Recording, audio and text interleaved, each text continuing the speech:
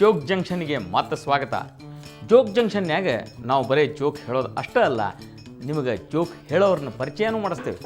ಮಸ್ತ್ ಮನುಷ್ಯ, ಕರ್ನಾಟಕದಾಗ ಬೇಕಾದಷ್ಟು ಮಂದಿ ಮಸ್ತ್ ಮನುಷ್ಯರಿದ್ದಾರೆ ರೀ. ಮಸ್ತ್ ಮನುಷ್ಯರು ಮಸ್ತ್ ಬದುಕ್ತಿರೋದ್ರಿಂದ ಅವ್ರಿಗೆ ನಾವು ಮಸ್ತ್ ಮನುಷ್ಯ ಅಂದೇವೆ. ಯಾಕಂದ್ರೆ ಅವ್ರು ಮಾತಾಡೋದ ಮಸ್ತ್ ಆಗಿರ್ತದೆ. ಅಂಥ ಮಸ್ತ್ ಮನುಷ್ಯ ಒಬ್ಬರನ್ನ ಕರ್ಸೇನ್ರಿ. ಇವರು ಶಿರ್ಸಿ ಹತ್ತಿರ ಇರೋ ಸಿದ್ದಾಪುರ ತಾಲೂಕದಾಗಿನ ತ್ಯಾಗ್ಲಿ ಅನ್ನೋ ಗ್ರಾಮದವರು. ಅಲ್ಲಿಯ ಕೃಷಿಕರು ಇವರು.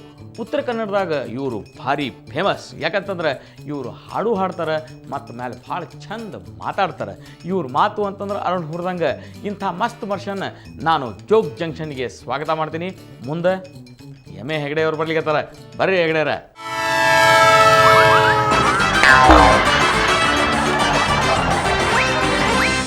ನಮಸ್ಕಾರ ಹೆಗಡೆ ಸಾಹೇಬ್ರ, ಹೇಳ್ರಿ ಹೆಂಗಿದ್ದೀರಿ? ಚೆನ್ನಾಗಿದ್ದೀನಿ ಸರ್. ಆತು. ಇವತ್ತು ಇಡೀ ಕರ್ನಾಟಕದವರು ನಿಮ್ಮ ಜೋಕಿಗೆ ಕಾಯ್ಲಿಕ್ಕತ್ತಾರ. ದಯವಿಟ್ಟು ಈ ಸುವರ್ಣ ವಾಹಿನಿ ಒಳಗೆ ನಿಮ್ಮ ಜೋಗ್ ಜಂಕ್ಷನ್ಯಾಗ ಒಂದು ಜೋಕ್ ಬೀಳಿ. ಒಮ್ಮೆ ನಮ್ಮಲ್ಲಿ ಬಸ್ಸಿಗೆ ಪ್ರಯಾಣ ಮಾಡೋದು ಜಾಸ್ತಿ ರೀ. ಹ್ಞೂ ರೀ. ಬಸ್ ಭಾಳ ರಶ್ ಇತ್ತು. ಹಾಂ. ಕಂಡಕ್ಟರ್ ಟಿಕೆಟ್ ಮಾಡ್ಕೊಂತ ಬಂದ್ರಿ. ಅಪ್ಪ ಹಿಂದಿದ್ದ, ಮಗ ಮುಂದಿದ್ದ. ಓಹೋ, ಅಂದ್ರೆ ಅಪ್ಪ ಮಗ ಇಬ್ರು ಬಸ್ ಹತ್ತಿದ್ರು. ಬಸ್ ಹತ್ತಿದ್ರೆ ಮಗ ಮುಂದಿದ್ದ, ಅಪ್ಪ ಹಿಂದಿದ್ದ. ಆ ಹುಡುಗ ಕೇಳಿದ್ರೆ ನೀನ್ ಟಿಕೆಟ್ ಯಾರು ತಗೊಂತಾರಪ್ಪ, ಅರ್ಧ ಟಿಕೆಟ್ ಆಗ್ತೈತಿ ನನಗಂತ. ಕರೆಕ್ಟ್. ಅವ ಅಲ್ಲಿ ಹುಡುಗ ಹಿಂದೆ ತೋರಿಸಿದ, ಅಲ್ಲಿ ಹಿಂದೆ ಚಶ್ಮೆ ಹಾಕಿದವ್ರು ಮಾಡ್ತಾರೆ ಅಂತ ಹೇಳಿ. ಕಂಡಕ್ಟರ್ ಓದಿದ್ರೆ ಯಾರಲ್ಲಿ ಹಿಂದೆ ಚಶ್ಮೆ ಹಾಕಿದವ್ರು ಅಂತ ಹೇಳಿ. ಹಾಗಲ್ಲಿ ನಾನು ಅದೇ ಬಸ್ನಾಗಿದ್ದೆ. ಹೇಳಿದೆ, ಕಂಡಕ್ಟರ್ ಸಾಹೇಬ್ರೆ ಯಾರೋ ಹಿಂದೆ ಚಶ್ಮೆ ಹಾಕಂಗಿಲ್ಲ, ಎಲ್ಲ ಮುಂದೆ ಹಾಕೋದು ಚಶ್ಮೆ ಅಂತ. ಇನ್ನೊಂದು ಬಸ್ಸಿನ ಪ್ರಸಂಗ ನಂಗೆ ವಿಶ್ವಾಮಿತ್ರ ಹೆಗಡೆ ಆಗಾಗ ಹೇಳ್ತಿರ್ತಾರೆ. ಹೇಳ್ರಿ ಅದ್ರೊಳಗೆ ಏನಿತ್ತು ಅಂತ ಹೇಳಿ. ಒಮ್ಮೆ ನಾನು ಹಿಂಗೆ ಬಸ್ನಾಗ ಪ್ರಯಾಣ ಮಾಡ್ಬೇಕಾದ್ರೆ ಒಬ್ರು ಫೋಟೋ ಮತ್ತು ಜಾತಕ ನೆಂಟರು ಮನೆಗೆ ಹೋಗಿದ್ದೆ. ಬೇರೆ ಕಡೆಗೆ ಕೊಡ್ರಪ್ಪ ಅಂತ ಹೇಳಿ ಕೊಟ್ಟಿದ್ರು ನನ್ನ ಕಡೆ. ಗಾಡಿ ರಶ್ ಇತ್ರಿ. ಫೋಟೋ ನೋಡೋಣ ಅಂತ ಹೇಳಿ ಕುತೂಹಲ ಆತ್ ನನಗೆ. ಆ ಹುಡುಗಿ ಫೋಟೋ ಹೆಂಗಿದ್ದಿತ್ತು ಅಂತ ಹೇಳಿ ತೆಗದ್ರಿ. ಅಂದ್ರೆ ಈ ಪಾಕೆಟ್ನಾಗಿಂದ ತೆಗ್ದಿಂದ ತಳಗ್ ಬಿತ್ತು. ಮಂದಿ ಹತ್ತು ಬಂದ್ರಿ ಇಲ್ರಿಲ್ಲ.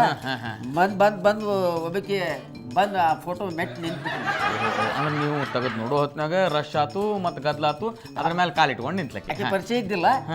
ಹಿಂಗೆ ನೋಡಿದ್ರೆ ಸ್ವಲ್ಪ ಕಾಲೆತ್ತುವ, ನಾನು ಫೋಟೋ ತಗೊಂತೀನಿ ಅಂತಂದ. ಇವರು ಉದ್ದೇಶಪೂರ್ವಕವಾಗಿ ಮಾತಾಡಿಲ್ಲ, ಆದರೂ ಇದರ ಅರ್ಥ ಅಪಾರ್ಥ ಆಗ್ತದೆ. ಇಂಥ ಜೋಕ್ಗಳು ಜೋಗ್ ಜಂಕ್ಷನ್ಯಾಗ ನೀವು ಬೇಕಾದಷ್ಟು ಕೇಳಲಿಕ್ಕೆ ಸಿಗ್ತಾವೆ. ನಾವು ಎಮ್ಮೆ ಹೆಗಡೆ ಅವರಿಂದ, ಅಂದ್ರೆ ಇವತ್ತಿನ ಮಸ್ತ್ ಮನುಷ್ಯ ಇವರಿಂದ ಇನ್ನೊಂದು ಜೋಕನ್ನು ಕೇಳೋಣ. ಮುಂದೆ ಹಂಗೆ ಹೊರಟಿರ್ತಾರೆ ಈ ಜೋಕಿನ ಸಿಲ್ಸಿಲ್ಲ. ಹೇಳ್ರಿ ಹೆಗಡೆ ಅವ್ರು. ನೋಡ್ರಿ, ಶಾಲಿ ಮಕ್ಕಳು ಎಷ್ಟು ಮುಗ್ದಿರ್ತಾರ ನೋಡ್ರಿ. ಒಮ್ಮೆ ಶಾಲೆಯಲ್ಲಿ ಮಾಸ್ಟರ್ ಪಾಠ ಮಾಡಿದ್ರೆ ಆ ಸತ್ಯ ಹರಿಶ್ಚಂದ್ರ ಬಗ್ಗೆ ಪಾಠ ಮಾಡಿದ್ರು. ಸತ್ಯ ಹರಿಶ್ಚಂದ್ರ ಕಥೆ ಹೇಳಲಾರ್ದು ಎಲ್ಲ ಸೀರಿಯಸ್ ಆಗಿ ಕೂತು ಕೇಳ್ತಾ ಇದ್ರು ಮಕ್ಕಳು. ಕಡೆಗೆ ಪಾಠ ಮುಗಿದಿಲ್ಲ, ಹುಡುಗರಿಗೆ ಪ್ರಶ್ನೆ ಕೇಳ್ತೀನಪ್ಪ, ಸತ್ಯ ಹರಿಶ್ಚಂದ್ರ ಕಥೆ ಮೇಲೆ ನೀವು ಉತ್ತರ ಹೇಳ್ಬೇಕಂತಂದ್ರೆ ಎಲ್ಲ ಹುಡುಗರು ನಾವು ಹೇಳ್ತೀವಿ ಅಂತಂದ್ರೆ. ಮೇಷ್ಟ್ರು ಕೇಳಿದ್ರೆ, ಸತ್ಯ ಹರಿಶ್ಚಂದ್ರನ ಕಥೆಯಿಂದ ನಾವು ತಿಳಿದುಕೊಳ್ಳಬೇಕಾದ ನೀತಿ ಏನು ಅಂತ ಕೇಳಿದ್ರು. ಯಾವ ಹುಡುಗರು ಕೈ ಹತ್ತವಲ್ಲ. ಅಲ್ಲಿ ಹಿಂದ್ಗಡೆ ಒಂದು ಲಾಸ್ಟ್ ಬೆಂಚಿಗೆ ಒಬ್ಬ ಹುಡುಗ ಕೂತಿದ್ದ. ನಾನು ಹೇಳ್ತೀನಿ ಸರ್ ಅಂದವ.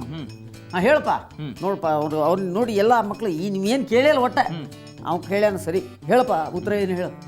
ಸತ್ಯ ಹರಿಶ್ಚಂದ್ರನ ಕಥೆಯಿಂದ ನಾವು ತಿಳಿದುಕೊಳ್ಳಬೇಕಾದ ನೀತಿ ಏನೆಂದರೆ, ನಮಗೆ ಕಷ್ಟ ಬಂದಾಗ ಹೆಂಡತಿ ಮಕ್ಕಳನ್ನು ಮಾರಾಟ ಮಾಡಬಹುದು ಅಂದವ. ಇಂಥ ಉತ್ತಮ ಜೋಕ್ಗಳು ನಿಮ್ಮ ಕಡೆ ಇತ್ತು ಅಂದರೆ ದಯವಿಟ್ಟು ನನಗೆ SMS ಮೂಲಕ ಕಳಿಸ್ರಿ. 99 ಮತ್ತು 99. ಇದಲ್ಲದೆ ನೀವು ಇಂಟರ್ನೆಟ್ ಮೂಲಕನೂ ನಿಮ್ಮ ಜೋಕ್ಗಳನ್ನು ನಮ್ಗೆ ಕಳಿಸಬಹುದು. m2j@suvarnanews.in ಈ ವಿಳಾಸಕ್ಕೆ ನೀವು ಜೋಕ್ಗಳನ್ನು ಕಳಿಸಬಹುದು.